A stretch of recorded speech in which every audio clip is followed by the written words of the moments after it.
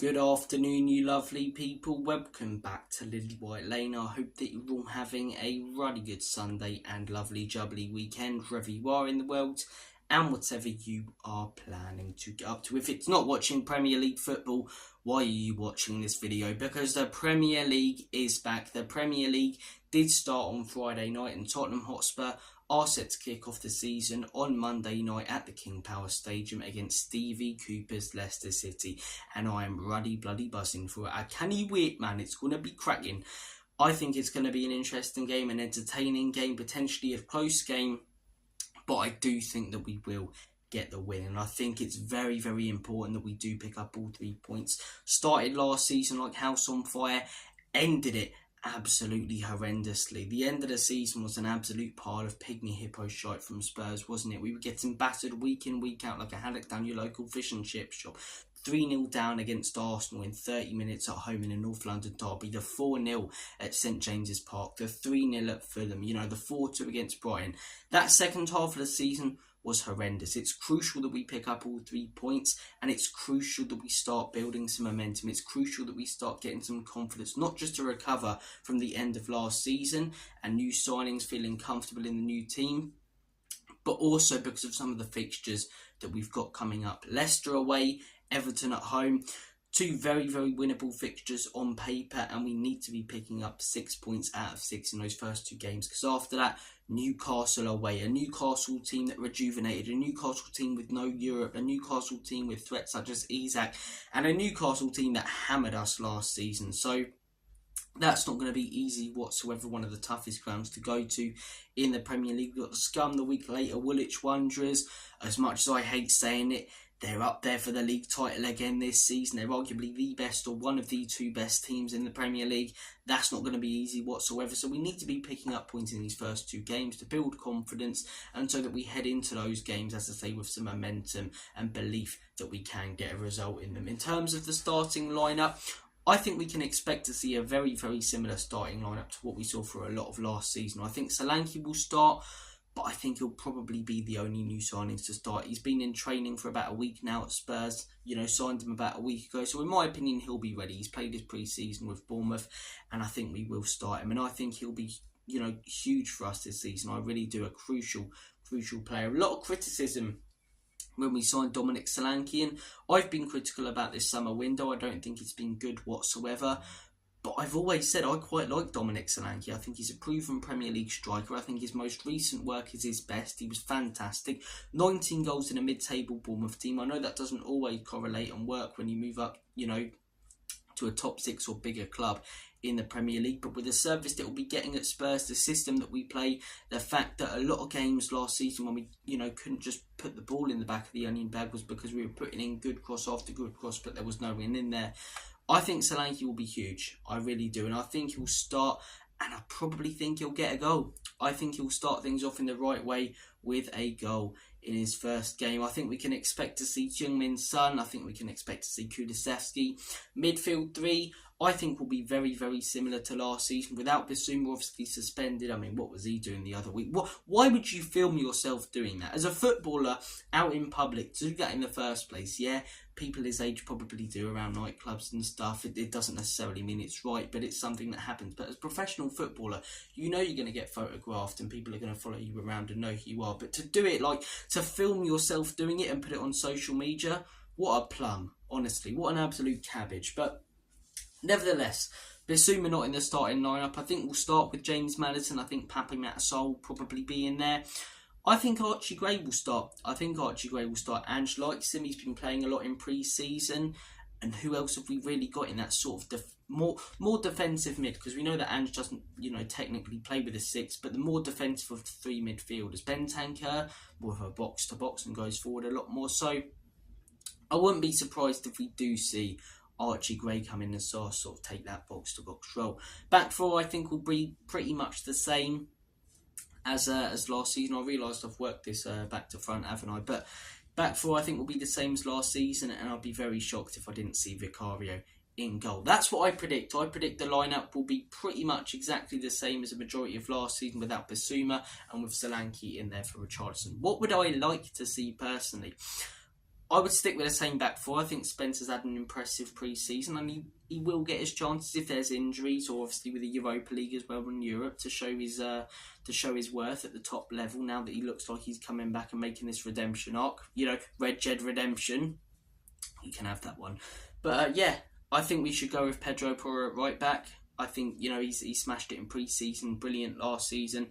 I think Udogie left back, Romero and Van der Ven. You guys know I would love us to start with a back three, but there's more chance of my forward shrinking than that under Ange Postecoglou. So whilst it's what I would like to see, I'm going to try and be realistic, at least with the system and the style of play that we're going to have in this game. So Romero and Van der Ven. Obviously, deep down, I'd love to see drag us in Van der Ven and Romero, and then have Udogie and Porro as wing backs. But Ange seems to have something against wing backs playing out wide. I don't know why.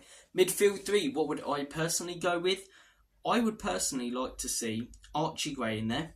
I would like to see Pape Matar in there.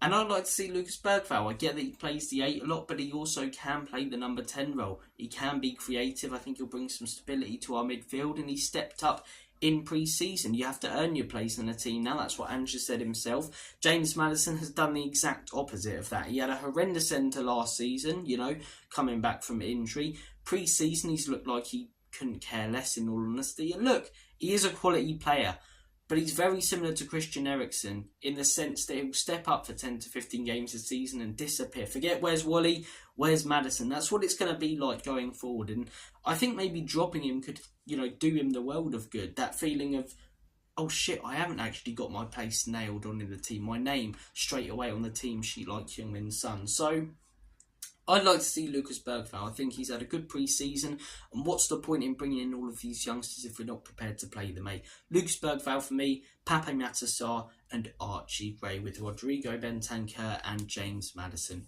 on the bench. Good options to bring on first game of the season. Front three, personally, Wilson Odobert, he only signed, a few days ago. He wouldn't be used to the system. Otherwise, I'd say start him over Son for the, exact same reasons as I said Bergvall over Maddison. Son needs to earn his place in the team, and we can't give him it on merit and be sentimental about what he's done for the club in the past. Recently, he's not been great whatsoever. But I would like to see Son in this game if Odobert isn't ready. I would like to see Solanke. And right wing, I still think we need another winger, whether it be left or right. I really, really do. Eze's been the guy I've been banging on about constantly all summer. But right wing, I'd like to see Dejan Kulusevski. Had a good pre-season. He's a player who I personally quite like. He splits a lot of opinion.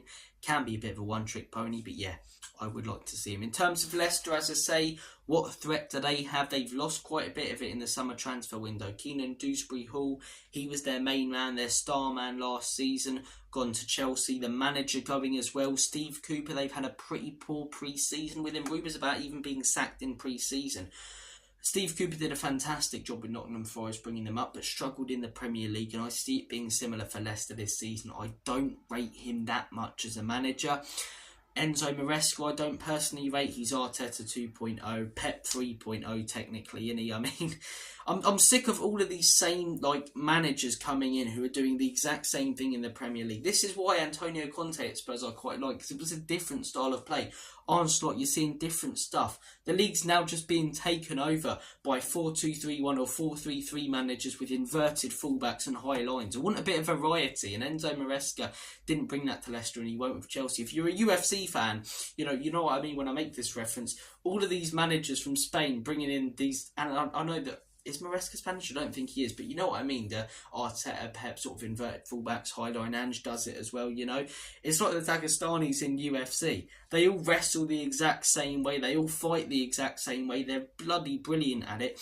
But it's great when you see someone else pop up and do something a bit different. It's great when you see a Corey Sandhagen. It's great when you see someone, like an Israel Adesanya pop up and do stuff differently. So, look, in my opinion, as I say, I've lost my train of thought there, going off a tangent about UFC. But yeah, Leicester City, Enzo Maresca leaving, new manager coming in. I'm not a big fan of Steve Cooper, but I think he'll do okay. And I think first game of the season under the lights at home, it's not going to be easy whatsoever for Spurs. It's not going to be easy. Jamie Vardy's still there. He may as well come out with a walking stick. I mean, he's an old boy now, Jamie Vardy.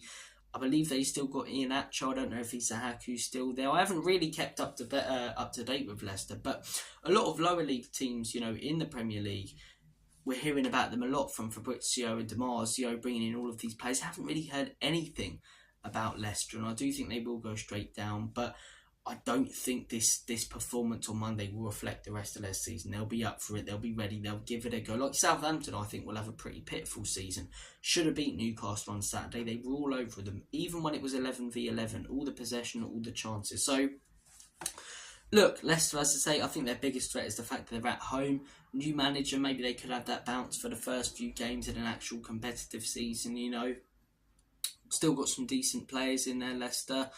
Harry Winks as well, again against Spurs. Just like James Maddison potentially, well, not potentially, he will start. James Maddison starting at the King Power. Harry Winks playing against Spurs. I mean, he's still living off that game against Real Madrid. Don't get me wrong, it was incredible what he did against that Real Madrid team years ago when we beat them 3-1. It was a great day. But having said that, I think it'll be pretty similar to a player like Ollie Skip was at Norwich. Looked $1 million, £1 million in the Championship.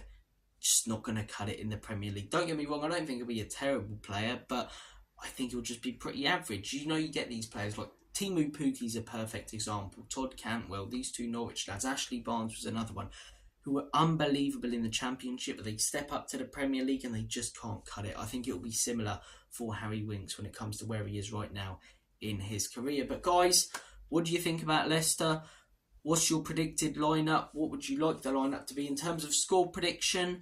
I don't see us thrashing them. Again, first game of the season, it's hard to look too much into results and performances. You look into those games in and, sort of judge where you are 4 or 5 games in and where you'll be for the rest of the season.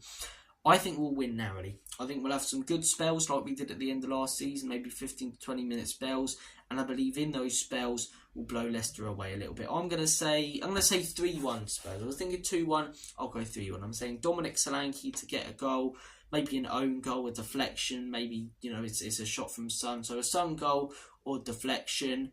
And I'm going to say Solanke gets a double. Solanke double on his first game. He's going to get good service from wingers like Kulusevski, Son, potentially Odegaard. If he's in the right place at the right time, which he will be, he'll bag goals this season for Spurs, especially against the lower league teams. So I'm going 3-1 Spurs. Comment down below your thoughts, predictions, and everything, all of that good stuff on this Monday's game. Take care of yourselves, all the best.